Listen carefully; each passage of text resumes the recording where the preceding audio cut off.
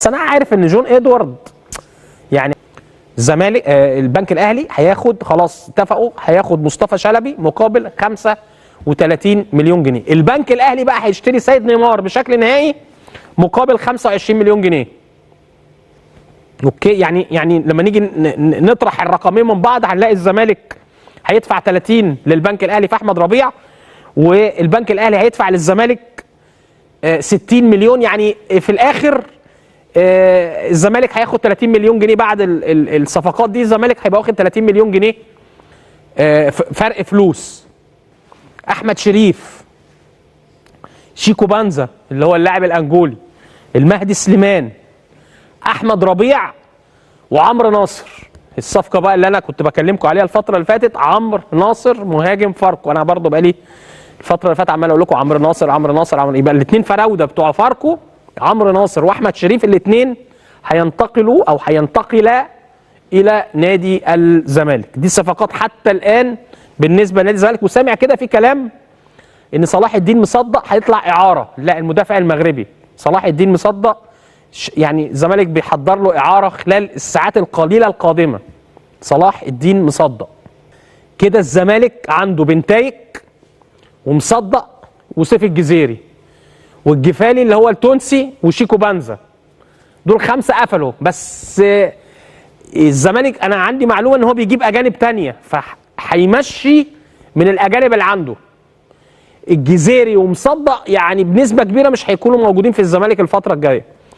طيب نروح لخبر تاني. الحمد لله بفضل ربك من اول يوم اللي قلت لك الزمالك تحس المعطيات دي حق انتفاع. النهارده الزميل الاستاذ امير هشام وفريق الاعداد بتاعه الناس المحترمه اللي معاه جابت تفاصيل في الموضوع، وقالت ان الشركه الزمالك تعاقد مع شركه جي ام ده بيمتلكها محمد جمال العاصي، وجون ادوارد شغال في الشركه دي. الحمد لله كل اللي انا قلته بالنص الحمد لله، ما عدا اسم الشركه اللي هي جي ام دي، ان الشركه الزمالك متعاقد مع جي ام لاداره فريق الكوره، زي ما كان الشركه دي هي اللي بتدير فاركو.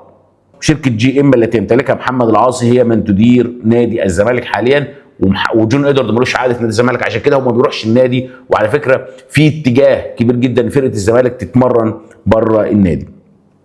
حابب اقول لك ان جون ادوارد ومحمد جمال العاصي انجزوا للزمالك 5 صفقات، وبيحاولوا في صفقه تبادليه مع سموحه وصفقه تبادليه مع بيراميدز. وانا قلت لك ان هم بيعملوا هيكله كامله، وحتى ملف احمد مصطفى زيزو هم طالبوا يتقفل، وده قرار مهم جدا بصراحه، بيدل لك ان تبتدي تقلق في موضوع جون ادوارد ومحمد العاصي.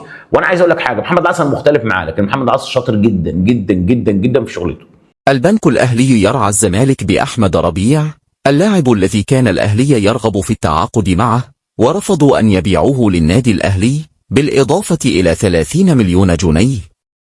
كما قلت سابقا، جون إدوارد يعمل مع أشخاص كانوا موجودين في النادي الأهلي في عهد المهندس محمود طاهر، وشاركوا في تدعيمات مهمة مثل علي معلول وأليو ديانج، في مقابل ما شاهدناه في عهد محمود الخطيب من التعاقد مع موديس ويوسف أيمن وميكي سوني وحتى يحيى عطية الله. والزمالك يشترى بنتايك وغيرهم. فيلر جاء إلى النادي الأهلي صدفة لم تتكرر بعد ذلك، فمن الممكن أن تحسب نفس القصة على وسام أبو علي. الأهلي يعتمد على خطف نجوم الزمالك. طيب وماذا عن الأهلي نفسه؟ رأيناه يرفض فيستون ميلي ويتعاقد مع موديس. يخرج محمد عبد المنعم، ولولا كيروش لما عاد مرة أخرى. يخرج أحمد عبد القادر والقندوسي وديانج من أجل الفوز بالسوبر الإفريقي ولعب نهائي كأس العالم. هذا ليس كلاما في الهواء. الأهلي يلعب بمحمد هاني، بينما بيرامي داز يمتلك محمد الشيبي. لا توجد عين فنية في الأهلي. من الممكن جدا أن من يتم الاستغناء عنه يكون أفضل ممن يتم الاحتفاظ به. أين كان محمد شكري؟ خرج إعارة، وكان بإمكانك إعادته ب7 ملايين، لكن لا أحد اهتم. وحتى الآن سيراميكا تشترط عليك. يريد محمد شكري، إذن أعطنا الدبيس. كما أنتم نكون نحن. الأهلي يجري خلف لاعبين أقل مستوى من أبنائه الذين تركهم بإرادته وإدارته.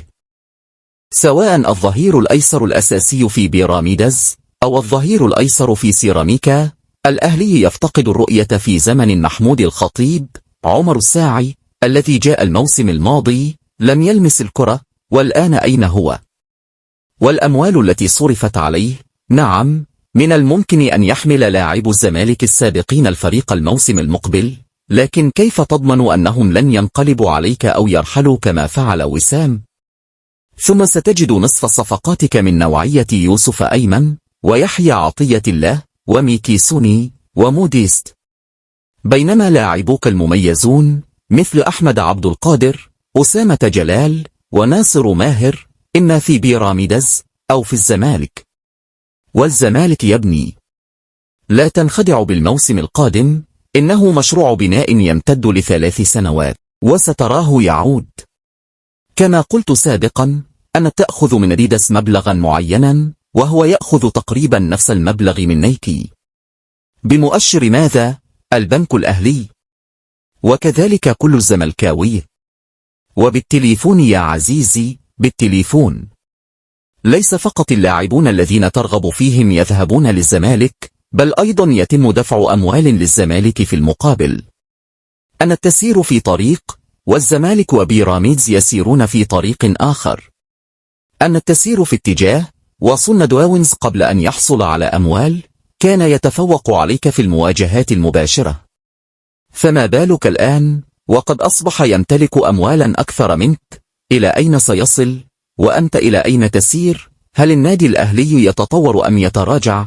الموسم الماضي بكل وضوح يتراجع. الأهلي الذي لم يكن يعاني من مشاكل وكان يستعد لموسم تاريخي، يدخل موسما بهذا الشكل المحزن في البطولات الكبيرة والصغيرة.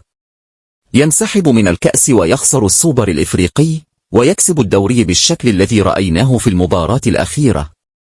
وهذا ليس براعة من الأهلي، بل عطية من الله ورحمة بجماهيره، لا أكثر.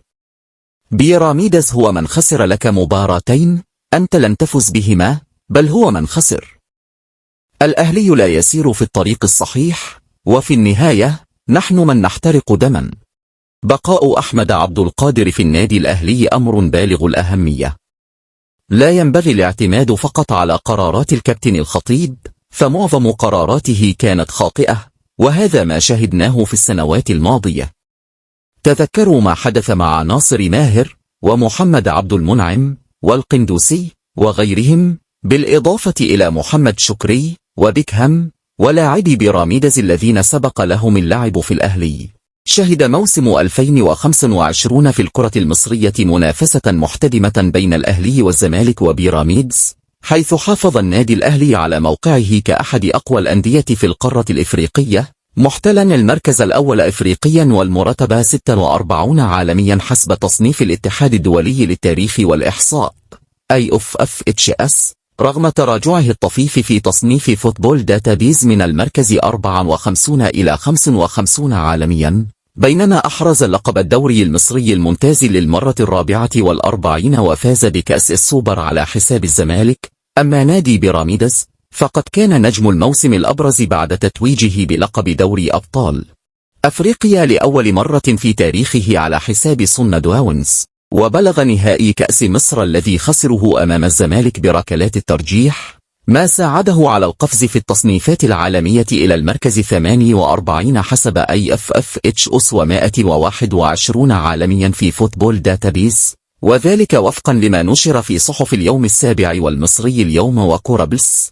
أما الزمالك فرغم تراجعه الملحوظ في التصنيفات العالمية إلى المرتبة 66 في تصنيف IFFHS و226 عالميا في فوتبول داتابيز، فإنه تمكن من إنقاذ موسمه بالتتويج بكأس مصر على حساب بيراميدز، في حين ودع كأس الكونفدرالية الإفريقية من ربع النهائي. وقد ركزت الصحافة العربية لا سيما المغربية على أهمية ديربي القاهرة الذي انتهى بالتعادل 1-1، مشيدة بالأداء المغربي في اللقاء، كما أبرزت صحف مثل بطولات ومبتدا تقدم بيراميدز على حساب القطبين التاريخيين في بعض مراحل الموسم، في حين أكد تقارير لوكالة رويترز أن الكرة المصرية استعادت قوتها القارية هذا الموسم بوجود ثلاثي قوي نافس بقوة في البطولات الإفريقية.